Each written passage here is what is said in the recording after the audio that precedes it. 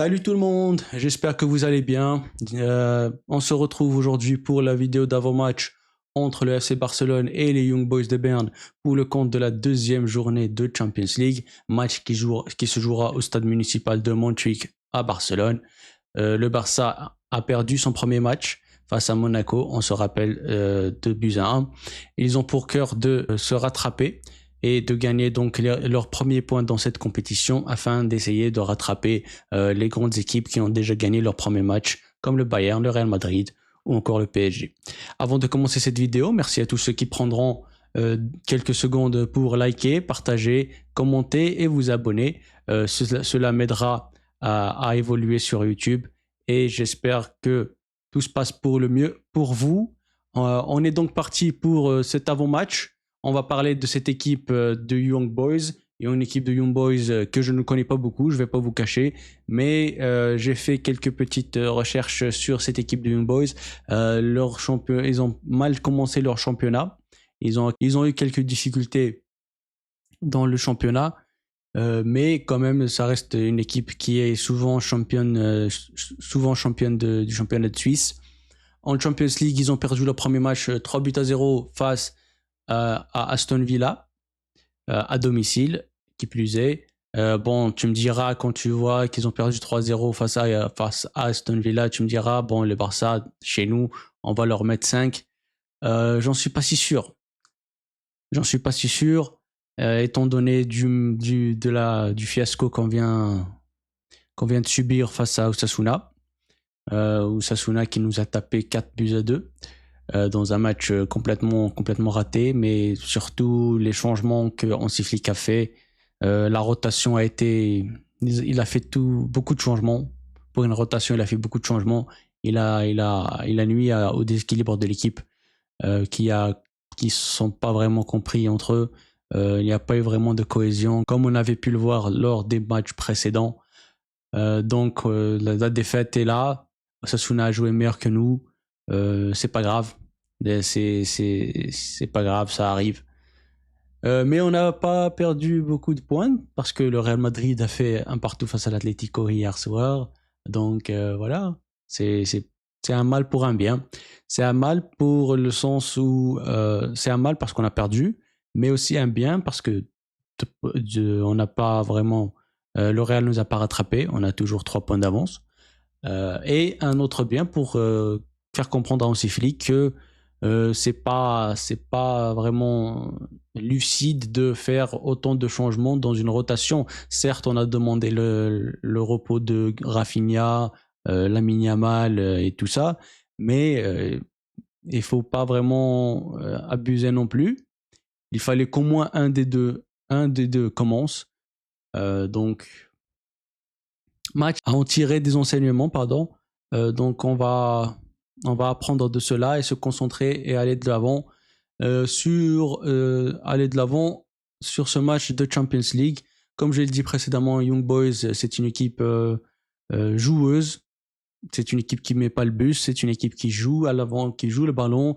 Elle est courageuse, comme Hansi Flick l'a dit en conférence de presse. C'est une équipe courageuse qui se donne, elle n'a pas peur. Elle n'a pas peur, elle va vers l'avant.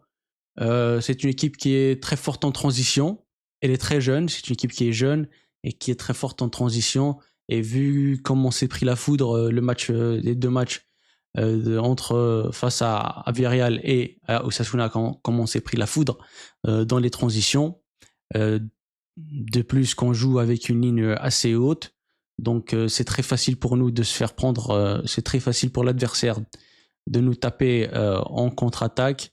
Et Hansi Flick a dit que cette équipe du Young Boys joue très bien en transition, donc c'est une chose dont on doit s'en méfier. À part ça, je pense que l'équipe du Young Boys, c'est une bonne équipe.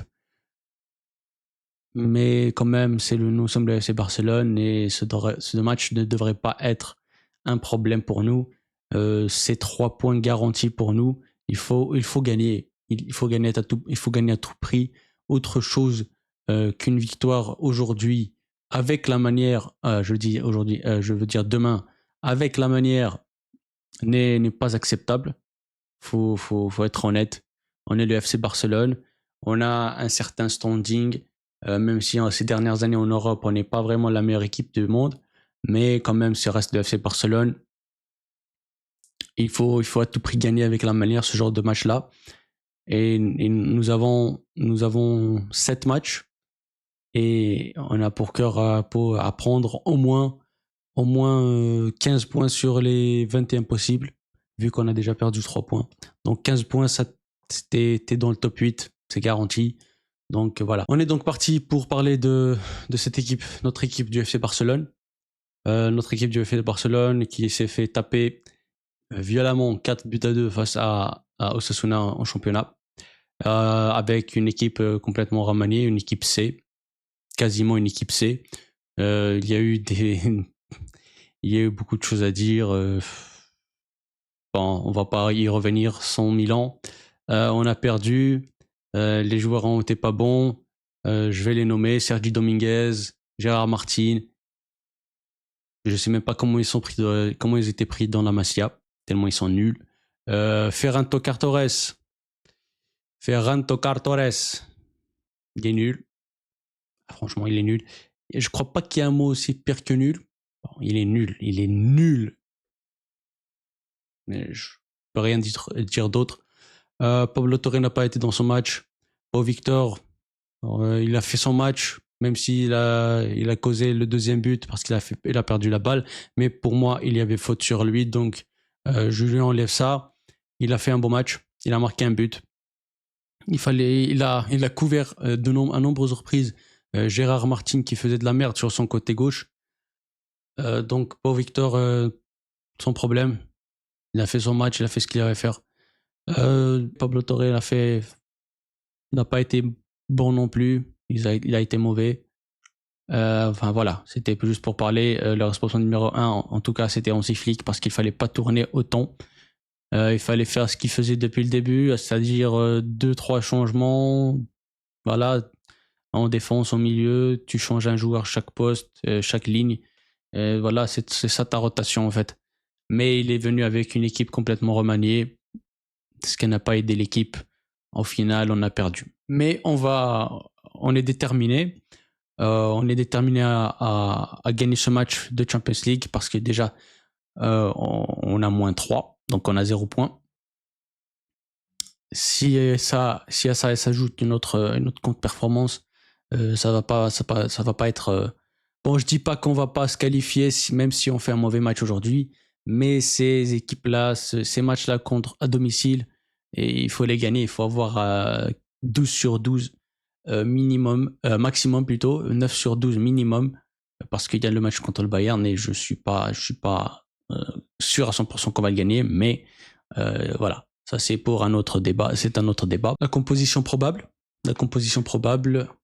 Donc, j'ai Iñaki Peña dans les buts. Défense centrale. Je pense qu'on va partir sur une équipe titulaire. Sur l'équipe titulaire qui a été commencée au début de saison. Donc, on va partir sur Iñaki Peña dans les buts. Défense centrale, Martinez Cubarsí avec Koundé et Baldé sur les côtés. Double pivot, on va mettre Casado Pedri. Vu l'absence sur carton rouge de Eric Garcia qui ne sera pas disponible, donc on va partir sur Casado Pedri et Pablo Torre en numéro 10. Lamine Yamal sur le côté droit, Rafinha sur le côté gauche et Lewandowski comme numéro 9. À souligner aussi la très bonne nouvelle pour le FC Barcelone, il s'agit de Frenkie de Jong. Frenkie de Jong est cleared par le staff technique, le staff médical du FC Barcelone. Il est apte à jouer. Il n'est plus sur la liste des blessés. Il sera convoqué pour ce match. Hansi Flick a dit en conférence de presse qu'il a de bonnes sensations dans sa cheville et qu'il est apte à jouer au moins 10 à 15 minutes. Tout dépend du scénario du match. Si on tape les Young Boys assez rapidement, il aura beaucoup plus de temps de jeu. C'est une chose très importante pour nous. On aura le match face à Alaves en championnat et après on aura la trêve, donc il aura beaucoup plus de temps pour bien se mettre à 100%. En tout cas, c'est une bonne nouvelle. On a ici la bonne nouvelle que après la trêve internationale d'octobre, on aura 3 retours. 3 retours, les 3 au milieu de terrain, ce qui est une très belle chose pour nous. À noter qu'on jouait avec que 3 milieux de terrain disponibles depuis le début de la saison. Avant les blessures de Fermin et de Daniel Mo et de Bernal. Ces derniers matchs depuis la trêve internationale, on joue avec 3 milieux de terrain. Donc c'est une très bonne nouvelle. Donc les retours pour le match après la trêve internationale seront Gavi, Fermin et Daniel Mo. Et ce seront 3 retours très importants pour le milieu de terrain et pour le FC Barcelone. Vu les matchs qui nous attendent, après la trêve, on va recevoir Séville. Après, on va recevoir le Bayern Munich. Après, on va se déplacer au Bernabeu. Donc, on a besoin de toute l'aide qu'on peut avoir. Et les 3 retours seront très importants pour le FC Barcelone. Donc, pour finir cette vidéo, je pars avec mon pronostic. Je suis pas bon pronostic apparemment. J'ai pas eu un seul bon. Donc, voilà, les pronostics, voilà, c'est un pronostic. C'est une prévision. C'est une chose qui va peut-être arriver. Donc, j'en suis pas sûr à 100%. Là, je dis victoire du Barça 3-0.